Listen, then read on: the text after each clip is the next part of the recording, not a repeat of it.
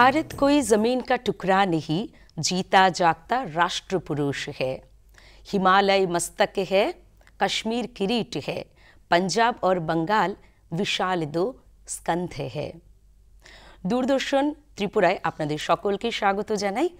আমার সাথে আজ আমাদের এই স্টুডিওতে রয়েছেন রামঠাকুর কলেজের বিভাগীয় প্রধান ইংরেজি বিভাগের ডক্টর সুরজিৎ সেন। আপনাকে জানাই অনেক অনেক স্বাগত আমাদের আজকের আলোচনায়। আমাদের আজকের আলোচনায় আমরা কিন্তু ভারতের সার্বভৌমত্বকে অক্ষুণ্ণ রাখার জন্য আমাদের কিভাবে সদা সর্বদা প্রচেষ্টা চালাতে হবে সেই বিষয় নিয়ে আমরা আজ কথা বলবো আমাদের আজকের অতিথি ডক্টর সুরজিৎ সেনের সঙ্গে। স্যার, সবার আগেই আমার কাছে মনে হলো যে আমাদের ভারতবর্ষ একটা সার্বভৌমত্বকে নিয়ে তৈরি, সেই সার্বভৌমত্বটাকে নিয়ে আজ আমরা আলোচনায় যদি যাই, প্রথমেই আমরা এটার বিষয়ে কি আলোচনা রাখতে পারি? আমাদের এই যে ইম্পর্ট্যান্ট একটি শব্দ নিয়ে আজকে যে অনুষ্ঠান, সার্বভৌমত্ব কিংবা দেশাত্মবোধ যেটা বলে, সার্বভৌমত্ব কিন্তু আমাদের সংবিধানের প্রস্তাবনাতে প্রথম লেখা আছে। আমরা সবাই জানি যে প্রস্তাবনার মধ্যে শব্দটি ছিল, কিন্তু তারও অনেক আগে আমাদের দেশের তো ইতিহাস অনেক পুরনো, হাজার হাজার বছর আগে রচিত যে উপনিষদ, সেখানে কিন্তু অখণ্ড ভারতবর্ষের একটি কল্পনা করা হয়েছে এবং ওই অখণ্ড ভারতবর্ষের যে ছবি চিত্রিত হয়েছে সেটাকে আমি বলবো সার্বভৌমত্ব। ওটাকে ধরে তারপর আমরা এখন যে স্বাধীনোত্তর ভারতবর্ষের সার্বভৌমত্ব, টেরিটোরিয়াল ইন্টিগ্রিটি নিয়ে কথা বলি, সেটাতে এখন যে ফোকাসটা এসছে, মূলত আমি বলবো যে আমাদের সেই বীজ রোপিত হয়েছিল উপনিষদের যুগে। একদম একদম ঠিক। আমাদের বেদ এবং উপনিষদের যুগ থেকে কিন্তু আমরা অখণ্ড ভারতবর্ষ বলে যে ভারতবর্ষকে চিনতে পারি, সেই ভারতবর্ষের রূপ এখনো আমরা সারা বিশ্বের মধ্যে সঞ্চারিত করতে পেরেছি। এবং এখনো আমরা কিন্তু, আমার একটা জিনিস মনে হয় যে আমরা বারবার বলি যে ভারতকে বিশ্বগুরু হিসাবে আমাদের প্রতিষ্ঠিত করতে হবে। আমার মনে হয় যে অলরেডি আমরা প্রতিষ্ঠিত। যে বেদ, যে উপনিষদ আমাদের ভারতবর্ষে পাওয়া যায়, বা আগে তো এটা অখণ্ড ভারত ছিল, এখন খণ্ডে খণ্ডে বিভক্ত হয়ে গেছে, সেই বিষয়ে আমাদের মনে হয় আমরা অনেক আগে থেকেই বিশ্বগুরু হিসেবে পরিচিত। নতুন করে আমরা যদি সেটাকে পরিচিতি করতে চাই, তাহলে হয়তো আমাদের আঙ্গিক যে বিষয়গুলি আছে সেগুলি নিয়ে আলোচনা করা যায়। যেমন আমরা যদি বলি আমাদের রাষ্ট্রের একটা গৌরব বর্ধনের জন্য বা গৌরব রক্ষার জন্য আমাদের কিন্তু সবসময় সদা সচেষ্ট আমাদের যুব সমাজ। সেই যুব সমাজের মধ্যে সেই বীজটা সঞ্চারিত করতে হবে। আপনার কি অভিমত স্যার? যুব সমাজ কিভাবে আমাদের রাষ্ট্রটাকে ওই দৃষ্টিতে দেখতে পারে? আমাদের এই মুহূর্তে ভারতবর্ষের সমস্ত পৃথিবীর মধ্যে একটা সবচেয়ে বেশি অ্যাডভান্টেজিয়াস পজিশনে আমরা আছি। সেটা হলো আগামী 10 বছর আমরা একটা বড় সংখ্যায় 65% আমরা যুবশক্তিকে নিয়ে কাজ করতে পারবো। একদম। এটা কিন্তু হিউজ অ্যাচিভমেন্ট।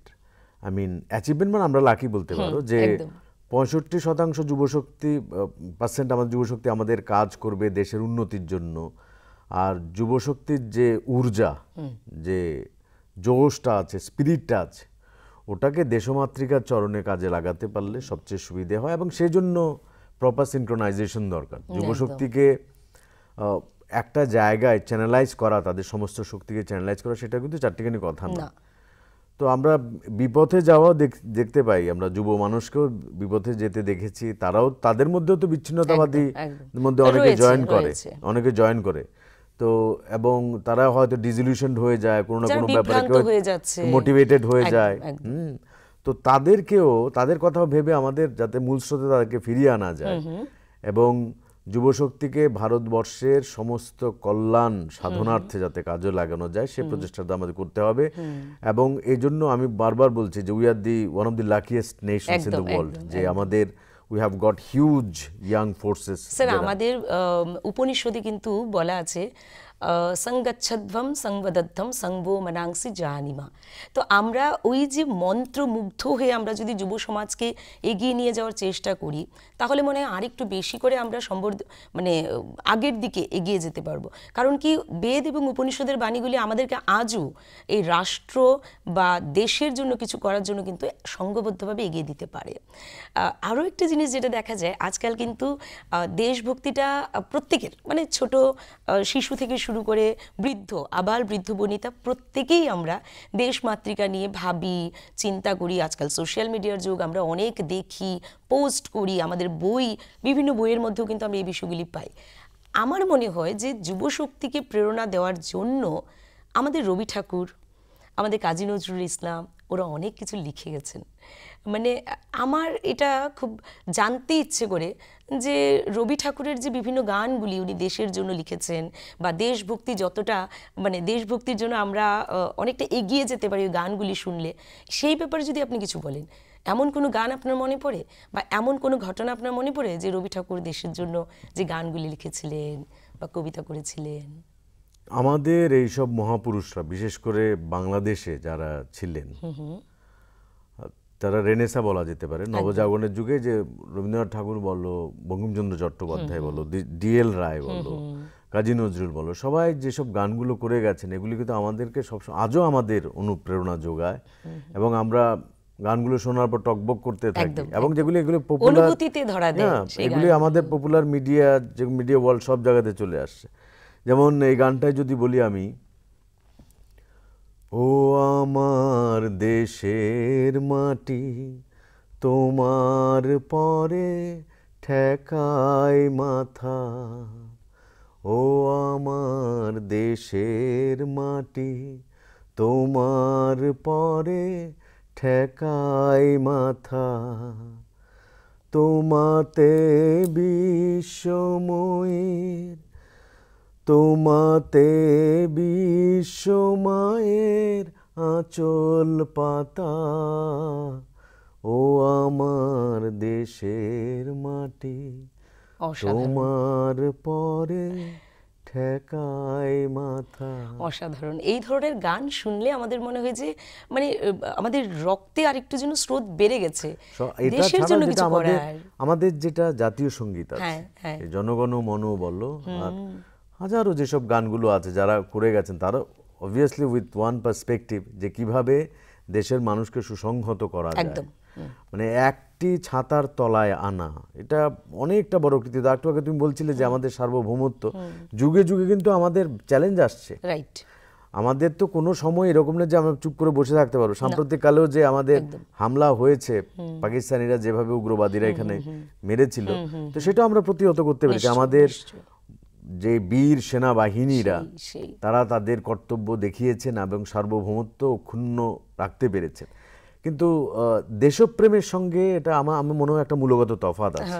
মূলগত তফাৎটা হলো যে প্যাট্রিয়টিজম বেসিক্যালি হলো স্পিরিচুয়াল, ওটা তো দেখা যায় না, কিছু করা যায় না, কিন্তু আমরা এই বোর্ডটা যদি অক্ষুণ্ণ রাখতে পারি এবং দেশের জন্য যে নিজের এগিয়ে আসা, সব কিছু করতে হবে। তোমার মনে আছে, তুমি সংস্কৃত ডিপার্টমেন্টের অধ্যাপিকা, সে আমি জানি, তো আমাদের গীতাতে 2য় অধ্যায়ে যখন অর্জুন হত মনোভাব নিয়ে বসে আছেন যে আমার সামনে সবাই আছেন, তাদের সামনে কিভাবে আমি যুদ্ধ করব, তখন অর্জুনকে শ্রীকৃষ্ণ বলেছিলেন যে যুদ্ধায় কৃত নিশ্চয়, একদম তোমার যুদ্ধ তোমার করতেই হবে।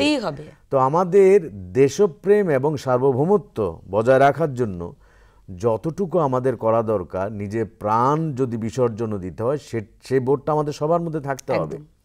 এবং এই যে রিসেন্ট যদি তুমি গত 2 মাসের ঘটনাগুলো দেখো, আমাদের মধ্যে অনেক রকম ডিফারেন্সেস আছে। আমরা একটা শেয়ার্ড একটা কালচারে থাকি, শেয়ার্ড একটা ওয়ার্ল্ডে থাকি, সবার বিভিন্ন রকম জিনিসগুলো থাকে। আমি অনেক গোঁড়া অন্য ধর্মের নেতাকেও দেখেছি যারা আগে দেশের মধ্যে প্রচুর ঝগড়াঝাটি, বিভেদ টিভেদ এগুলো চলতো, বিবাদ চলতো, বিভেদ চলতো, কিন্তু এই যে আমাদের যেই মাত্র পাকিস্তানের থেকে একটা বিদেশি শক্তি থেকে আক্রমণটা এলো, আমরা সবাই এক হয়ে গেলাম। এবং যাদের এই বিভেদ আগে শুনেছি, তারা এখন দেখছি ভারতবর্ষের রক্ষার জন্য, এবং তাদের যে জ্বালাময়ী বক্তৃতা, তাদের যে ভাষা, আমার তো মানে ইট ওয়াজ ফ্যান্টাস্টিক। আই মিন একটা নতুন, আমাদের মনে হচ্ছে যে একটা নতুন ভারতকে আমরা আবার নতুন ভাবে দেখতে পাচ্ছি। আমাদের পুরনো অখণ্ড ভারতটা হয়তো এই কয়েকদিনের মধ্যে আমরা সেই অখণ্ড ভারতটাকে আবার নতুন ভাবে দেখা শুরু করেছি। সব থেকে বেশি ভালো লাগছে এটা যে আমরা হয়তো বা জাতি, ধর্ম, বর্ণ নিয়ে মাঝে মধ্যে এই ধরনের বিভেদগুলি দেখা যায়, ভারতবর্ষের বিভিন্ন কোনায় কোনায় আমরা হয়তো দেখতে পারি, বাট আজকের এই সময়ে দাঁড়িয়ে জাতি, ধর্ম বর্ণ ভুলে আমরা সবাই এক হয়ে একটা ভারত, মানে ভারতকে গড়তে গেলে যেই বিষয়টা আমাদের দরকার, আমরা সবাই জানি যে ভারতবর্ষের মধ্যে অনেক সময় আমাদের বিষয়গুলিকে নাড়া দেয়, আমাদেরকে অনুভূতিতে নাড়া দেয় যে আমরা তো সবাই এক, তবুও কেন আমরা ধর্মের ভিত্তিতে, জাতির ভিত্তিতে, বর্ণের ভিত্তিতে আমরা আলাদা। আজ কিন্তু আমরা ধর্ম, বর্ণ, জাতি এবং নির্বিশেষে সব মিলিয়ে আমরা আজ এক হয়ে একটা রাষ্ট্রকে, একটা শক্তিশালী রাষ্ট্র তৈরি করতে আমরা সবাই এক হয়ে আছি। আর সেই বিষয়টাই আমাদের মনে হয় যে সার্বভৌমত্ব রক্ষার জন্য আরও একটা দৃষ্টান্তমূলক উদাহরণ হিসাবে ধরা দিয়েছে আমাদের সকলের চোখের সামনে। এই বিষয়টাকে আগে একটু জানতে চাইছি যে আমাদের সেনাবাহিনীরা প্রত্যেকেই তাদের, আমরা জানি যে আমাদের সেনাবাহিনীতে বিএসএফ রয়েছে, সিআরপিএফ রয়েছে, বিভিন্ন সেক্টরের আর্মি ফোর্স রয়েছে, ওরা বর্ডারের মধ্যে কাজ করে। কিন্তু যারা বর্ডারে কাজ করে তারা বর্ডার, আমাদের সীমান্ত সুরক্ষার কাজে ওরা ব্যস্ত। এছাড়াও যারা কবি রয়েছেন, যারা সাহিত্যিক রয়েছেন, যারা অর্থনীতি নিয়ে কাজ করছেন, ওরাও কিন্তু দেশকে রক্ষার জন্য বিভিন্নভাবে কাজ করছেন। আমরা সাহিত্যের লোক, আমরাও আমাদের দেশকে বাঁচানোর জন্যই হয়তো বা কোনো না কোনোভাবে আমাদের সাহিত্য চর্চা করে চলেছি। আমাদের পুরনো ইতিহাসে সাহিত্য কিভাবে জাগরণ দিত আমাদের দেশ রক্ষার জন্য, আমাদের মাতৃভূমির রক্ষার জন্য, সুরক্ষার জন্য। আমার মনে হয় আপনি আমার সাথে একমত হবেন, আমাদের সাহিত্য কিন্তু এরকম অনেক দেশ শুধু রক্ষার নয়, রক্ষার দেশকে এগিয়ে নিয়ে যাওয়ার জন্য আমরা সবার তো কন্ট্রিবিউশন আছে। যে যারা যেখানেই কাজ করছে, আজকে এই দূরদর্শন কেন্দ্রে যেসব কর্মীরা আছেন তাদেরও যথেষ্ট আবেদন আছে, প্রত্যেকের আলাদা আলাদা কন্ট্রিবিউশন থাকে, সবাই মিলেই তো দেশ হয়। কিন্তু আমার একটা বিষয় যেটা মানে sometimes I feel sad about it, যেটা হলো যে আজকে যে বাতাবরণ তৈরি হয়েছে, যে একতার যে একটা বাতাবরণ, সেই আমাদের শ্রীনগর থেকে কন্যাকুমারীকে, ইম্ফল থেকে আহমেদাবাদ, যে একটা সবাই এক সূত্রে গাঁথা, এই বোর্ডটাকে জন্য কি একটা বাইরের শক্তির কোনো আক্রমণ লাগে? এটাই আমার কাছে খুব স্যাড লাগে। দেশাত্মবোধ, দেশের জন্য মমত্ববোধ, দেশের জন্য যে অনুভূতি থাকা, এটা সবসময় থাকা উচিত। আমরা আজকে ধরো দেশের কোনো সম্পত্তি যখন নষ্ট করে, জনগণরাই নষ্ট করে দেশের সম্পত্তি, you would never find in Japan or in Europe or like that. ওরা নিজের দেশের সম্পত্তিকে নিজের সম্পত্তি হিসেবে ভাবতে জানে। তো আমাদের এই বোর্ডটুকু কিন্তু আমার মনে আরো স্ট্রং করা দরকার, এবং সেটা বিভিন্ন ভাবেই সম্ভব। সেটা হলো একটা শিক্ষার মাধ্যমে, সংস্কৃতির মাধ্যমে, এবং এই যে কন্টিনিউয়াস আমরা যে it's a part of awareness that we are doing right now, যে আমরা যে সচেতনতামূলক একটা বার্তা পৌঁছে দিচ্ছি যে সব সময় এক থাকো, যে 10-এর যেটা বলে না, 10-এর লাঠি একের বোঝা। এজন্য দেশাত্মবোধকে, মানে দেশ আমার, আর এই বোধটা প্রবল থাকা দরকার বিফোর এভরিথিং। আজকে আমার একরকম আইডেন্টিটি আছে, অন্যজনের আছে, কেউ কর্মী আছে, কেউ শ্রমিক আছে, কেউ হয়তো গান গাইছে, কেউ হয়তো শিল্পী আছেন, যাই হোক না কেন, দেশ যে আগে, নেশন কামস ফার্স্ট, এই যে বোধটা, এটা আমাদের সর্বসময়, এটা আমাদের কাজে থাকতে হবে, সবসময় মাথায় রাখতে হবে। এবং এই বার্তাটাকেই, তোমার মনে আছে হয়তো যখন এই যে শ্রীকৃষ্ণ যুধিষ্ঠিরকে যেভাবে সাহায্য করেছিলেন, যে একটা ইউনিফাইড তার একটা কিংডম তৈরি করার জন্য, ওটার মধ্যে উনি বলেছিলেন, আর আমাদের এই যে ভারতবর্ষের বিভিন্নতাই হলো শক্তি, আমাদের যেটা diversity, this is our strength. তো ওই ডাইভার্সিটিকে এক সূত্রে গেঁথে নিয়ে যে চলাটা, যে আমার অক্ষুণ্ণ থাকবে সবকিছু। আমরা কিন্তু শুধু এই পাকিস্তানের কথা বাদ দাও, দুদিন পর আমাদের চীনের কাছ থেকে সমস্যা থাকে, শুধু ওই আমাদের সীমান্তের ইন্টিগ্রিটি বজায় রাখতেও কিন্তু সবসময় আমাদের ব্যাপৃত থাকতে হয়। আর we are surrounded by the neighbours, those who are not very good one, তুমি বলতে পারবে না যে খুব ভদ্রলোক মানুষ ওরা থাকে। তো কাজেই আমাদের সর্বসময় এই সেনাবাহিনীর যে আত্মত্যাগ, তাদের যে বিশাল যে তাদের এই জীবন উৎসর্গ করে দেওয়ার যে বাসনা, কামনা, এগুলিকে কোনো, আমার মনে কোনো প্রশংসায় যথেষ্ট নয়, কোনো প্রশংসা যথেষ্ট নয়।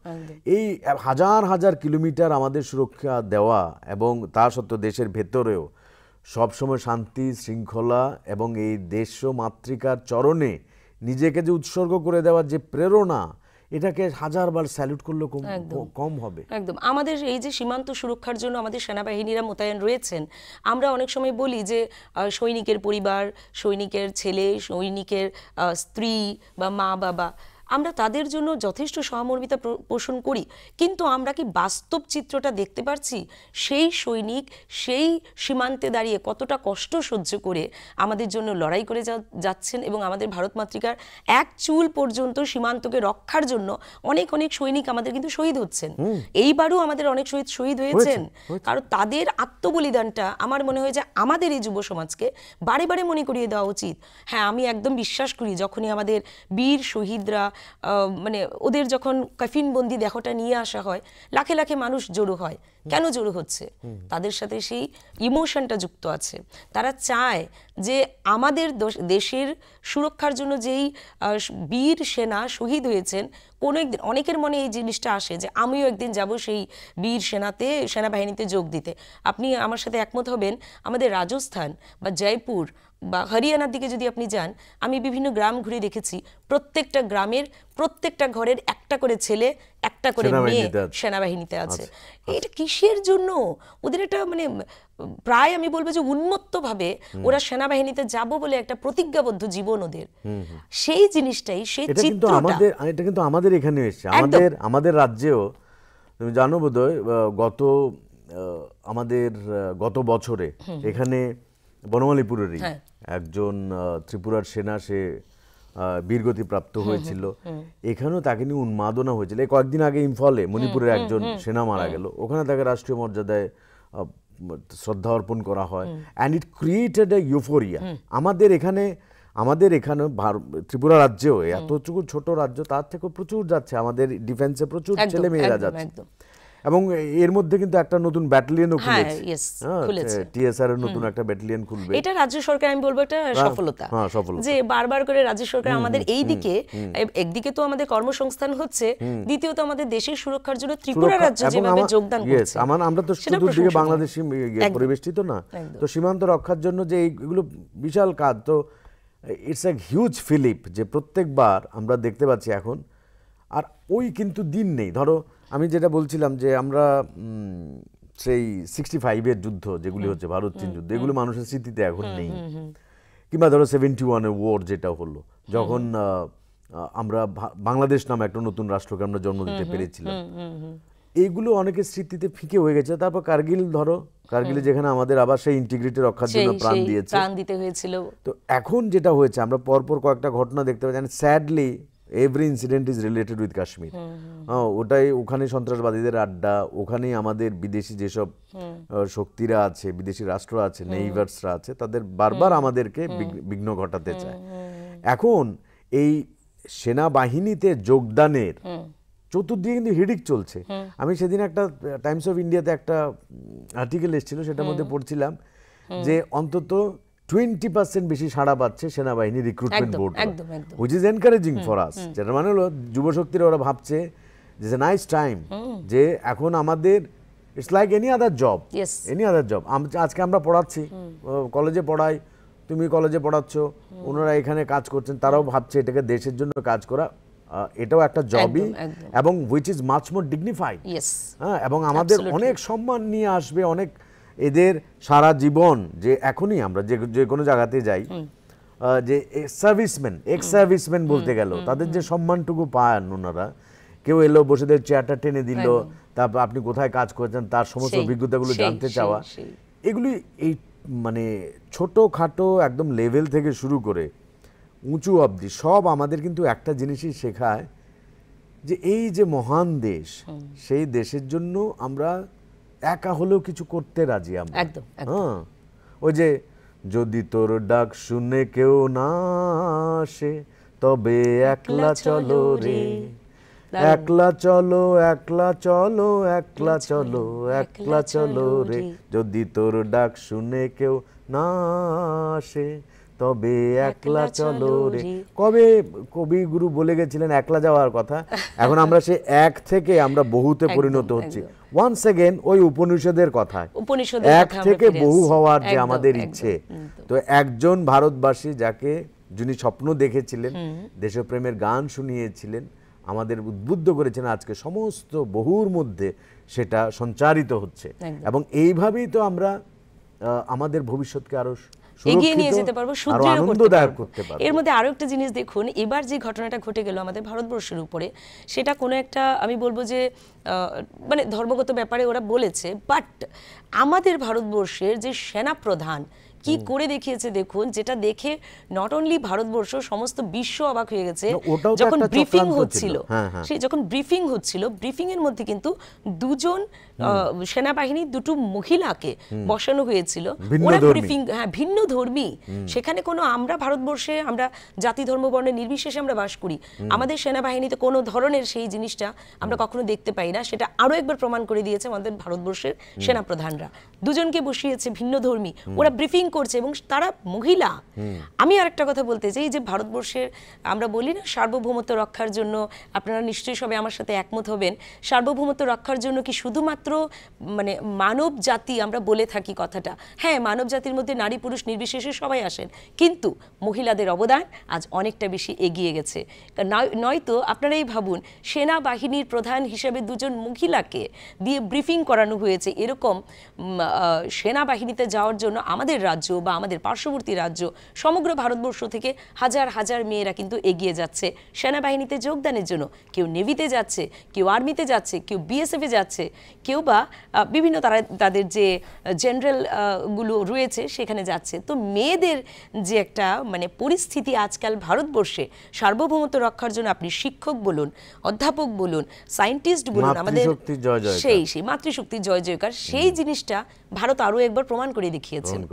সেটা অন্য কোনো রাষ্ট্র দেখতে পাই না। চক্রান্তের অংশ আমাদের এই যে পেহেলগাঁও যে অ্যাটাকটা হলো, এটার কিন্তু পেছনে একটাই উদ্দেশ্য ছিল, যেভাবে হোক অন্তত ধর্মগত ভিত্তিতে একটা বিভাজন আনা, এই বার্তাটা পৌঁছে দেওয়া যে হিন্দুদের হত্যা করা, so that the Hindus get enraged, যাতে তারাও ক্ষিপ্ত হয়ে যায়, আমরা নিজেরা যাতে আমাদের সেই বিবেক বোধটা হারিয়ে ফেলি এবং অন্য ধর্মাবলম্বী যারা আছে তাদের প্রতি যাতে অসহিষ্ণু হোক, এই ছিল তাদের মোডাস অপারেন্ডি।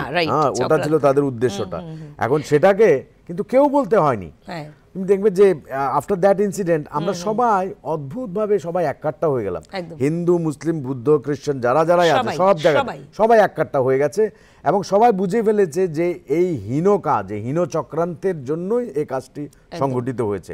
এবং সেটাকে আমরা কিভাবে কাউন্টার দিলাম, বোল্ডলি ওদের ঘরেও ঢুকতে হয় না, ওদের এখন মানে মূল ভূখণ্ডে ঢুকে আমরা হামলা করে তার বাবা ফিরে আসছি এবং সারা বিশ্ব অবাক হয়ে দেখছে, বিস্ময় দেখছে, এই কোন নতুন ভারতবর্ষ, একটা নতুন প্রাণে নতুন শক্তিতে সঞ্চারিত হয়ে এই ভারতবর্ষ সবাইকে চ্যালেঞ্জ করতে পারে।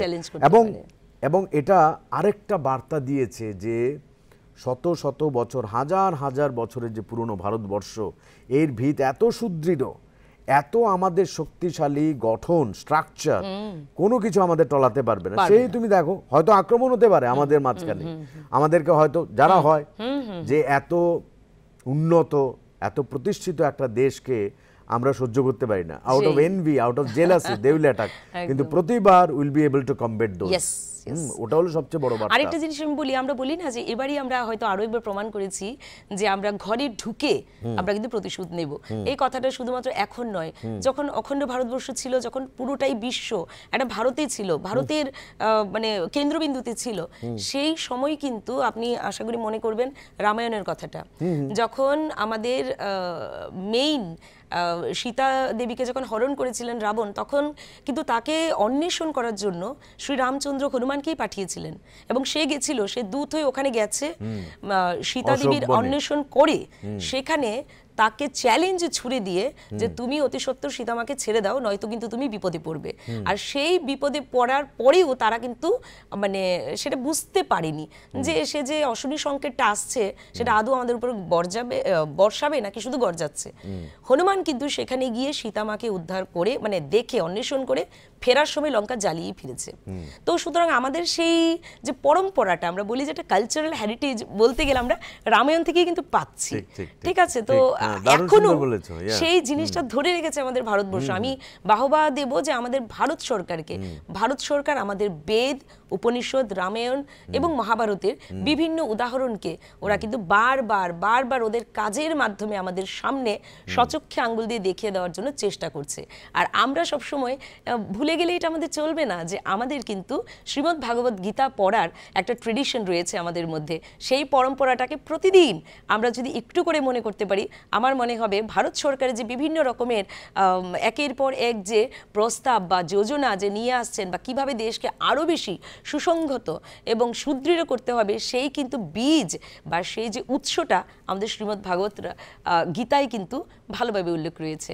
এবারে আমি যাব, একটা উপনিষদ ছোট্ট একটা শব্দ আছে, আহম ব্রহ্মাস্মি, শব্दैव ব্রহ্মা। একটা হলো আহম ব্রহ্মাস্মি, আমি ব্রহ্ম, সেটা আমরা প্রত্যেকে যদি চিন্তা করতে পারি তাহলে কিন্তু আমরা প্রত্যেকে সেই রাষ্ট্র চেতনায় উদ্বুদ্ধ হতে পারবো। আর শব্दैव ব্রহ্ম যেই কথাটা ভারত সরকার বলে বা একটা প্রতিজ্ঞাবদ্ধ হয়ে যায়, সেই কথাটা কিন্তু করে দেখায়। আপনি এর সাথে একমত কি? অফকোর্স আমাদের এই যে কথাটা বললো অহম ব্রহ্মাস্মি, মানে যেটা স্বামী বিবেকানন্দ বলে গেছিলেন যে তুমি যাহা ইচ্ছা করবে তুমি তাহাই হইবে। তো সব আমাদের ইচ্ছা শক্তির ওপরে নির্ভর করে।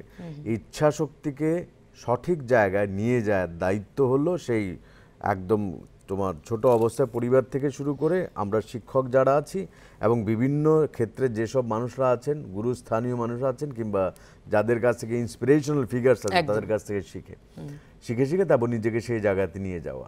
এখন এর মধ্যে যে আমরা যে মূল টপিকটা নিয়ে কথা বলতে চাই সেটা হলো দেশ সম্পর্কে আমাদের একটা সার্বিক ধারণা থাকা এবং সুস্থ ধারণা থাকা, যে এই আমাদের চোখ বুঝলে কিন্তু আমরা ভারতবর্ষের সেই মানচিত্র দেখতে পাই।